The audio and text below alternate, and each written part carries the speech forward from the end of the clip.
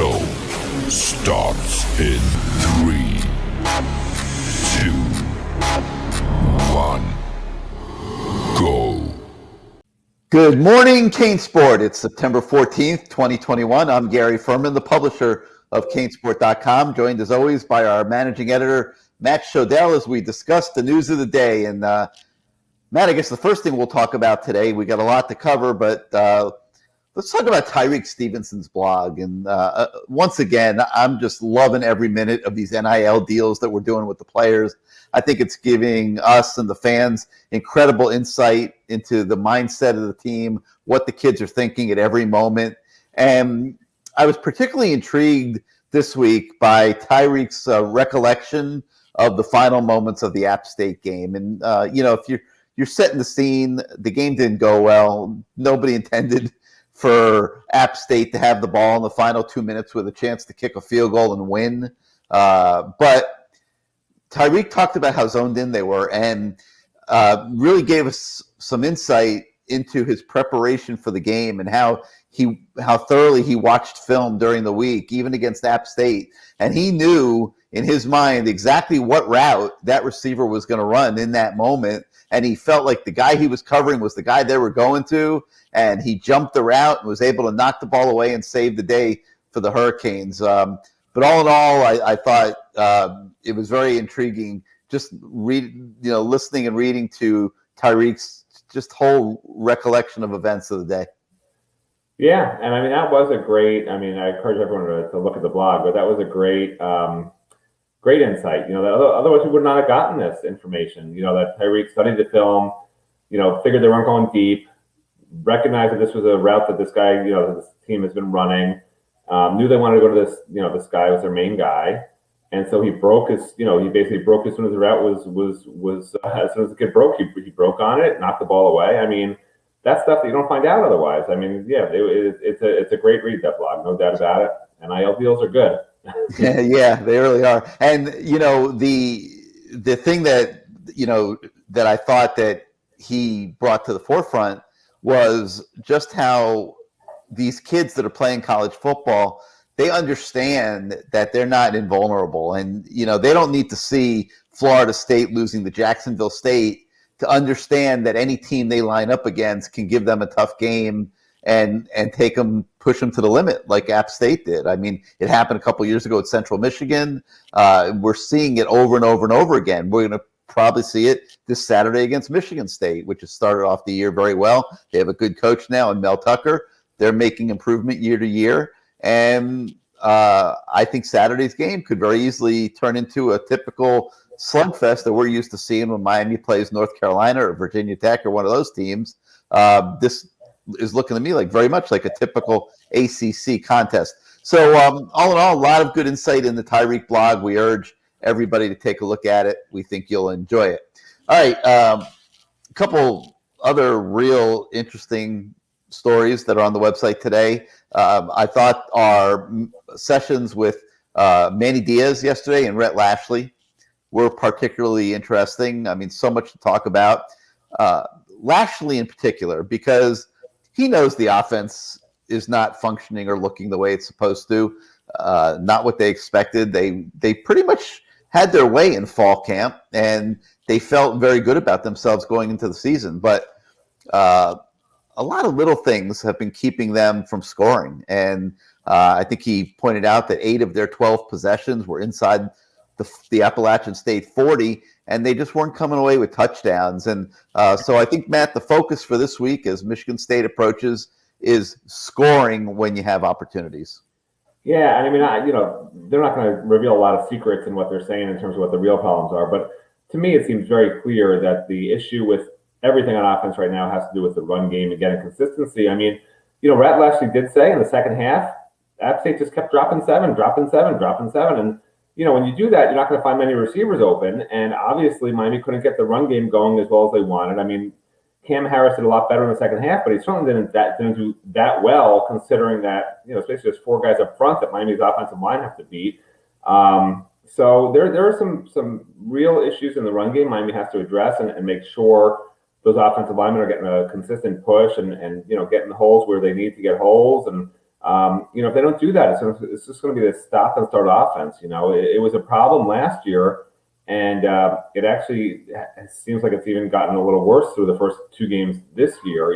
There at least were some bright moments for receiving back, for the running backs receiving, and then there were some big gains at times in the running game, and you just haven't really seen those explosive runs yet. And Cam Harris looks so good in fall camp; it's sort of bewildering. So to me, a lot of it's on the offensive line. Some of it obviously has to be on the running backs also, but they've got to get that run game figured out. It's a big problem, and there's no doubt Michigan State's going to see the success App State had, just dropping guys into coverage, take away the explosive receivers, and that they still can't run the ball. Well, they're going to keep doing that. You got to force those guys to come up by being successful in the run, and then you get your one-on-one matchups with Rambo and Harley, and get your explosive plays down the field, and Smith, et cetera, et cetera. So that's got to be a major emphasis, I'm sure, this week for Miami.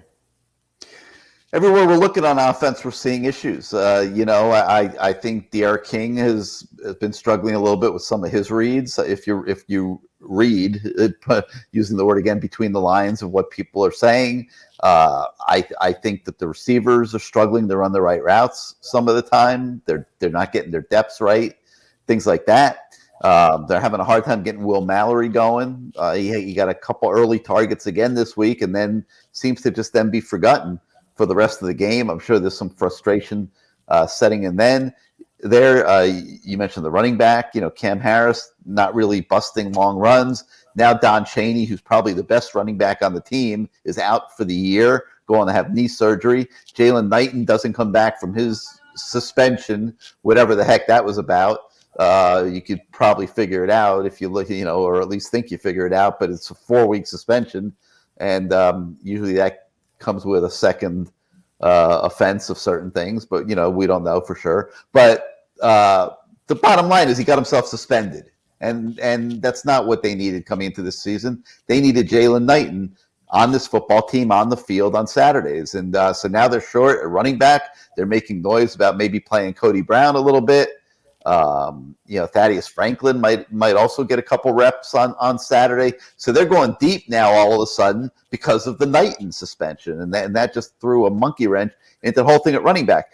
So the O-line is, you've already had to flip a starter on the O-line. So nothing's going by blueprint for the offense right now, and I think that's why we're seeing what we're seeing, Matt. And hopefully they start to get it together a little bit better against Michigan State, because if not, we're going to see another situation in the fourth quarter that's problematic. Yeah, and you mentioned Cody Brown and Thaddeus Franklin. Brett Lashley made a great point, which is pretty obvious to most people who have played organized football, but they're true freshmen, and there's more to being a running back than running the ball. Like Brett Lashley said, running the ball is the easiest part. They have to pick up blitzes, pass protect, do all these other little things that really help the offense function, and and even go out on routes and run those properly. So I just expect this to be really the Cam Harris show, and not that Cam Harris is such a great pass protector, he's not, but to have a true freshman with a game on the line at running back is going to be very difficult. So this is really the only game where they're going to have to use Cam Harris almost the entire game, because next week's going to be a gimme, and then you got Jalen Knighton coming back. So so I would expect almost exclusively Cam Harris, and I expect when a true freshman's actually in the backfield, they'll be running the ball, because I don't think they want those guys trying to figure out blitz pickups and things like that at this point. You mentioned game on the line, and Manny was asked yesterday about James Williams and Cam Kinchens, and people have been wondering, why aren't those young, talented freshmen playing more, especially James Williams, a 5-star, even Leonard Taylor, another 5-star. Neither one is really getting much playing time. And the way I answered that and described it is, you're in a game that's tight where one play is going to likely determine the outcome. And the last thing you're thinking is, I'm going to put a true freshman out there who hasn't done it before, who doesn't really know what he's doing yet, and take a chance on a bust or something like that ends up making you lose the game. So that's why those other guys, the veterans, are out there. That's why the young kids aren't playing as much. It's because the games have been tight. This game was tight, and the coaches are going to ride with the guys that they feel are proven that they can count on doing the right things. And I'm not sure they're doing the right things all the time, but that's the best explanation for why you're not seeing a James Williams or even a Leonard Taylor out on the field right now. All right, a couple other things on the website this morning. Tracking the commits. You can take a look at that, see how all of the Miami commits did in their high school football games this past weekend. We also take a look at Canes in the NFL Week 1. All the NFL Pro Canes. We summarize how their games went and what they're doing. And then there's also a recruiting story on a 2024 quarterback from Palm Beach that I think you're going to continue to hear a lot about. Tyler Aronson, Miami's shown interest in him. He's certainly showing interest in Miami, very much so. I would say Tyler Aronson, Matt, is almost recruiting the Hurricanes. I wouldn't go that far. I mean, it feels like they're recruiting him right back because, Rhett Lashley, went up to that to the recruit room and sat down with Tyler and his family for quite a while before the game. So, I mean, it's not like, if you're not really wanting a kid badly, you're not spending your time with that kid to that extent, before a game.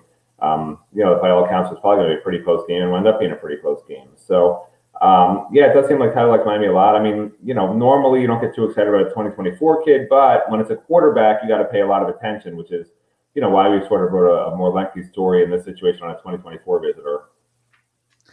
All right, so that's what's going on today. Program note, CaneSport Live tonight, 8 o'clock. Be there. There's going to be a lot to talk about, as always. Wednesday night, 8 o'clock, the Lamar Thomas Show. Right now on our guest list is Dennis Erickson, and that's going to obviously be an interesting segment on that show.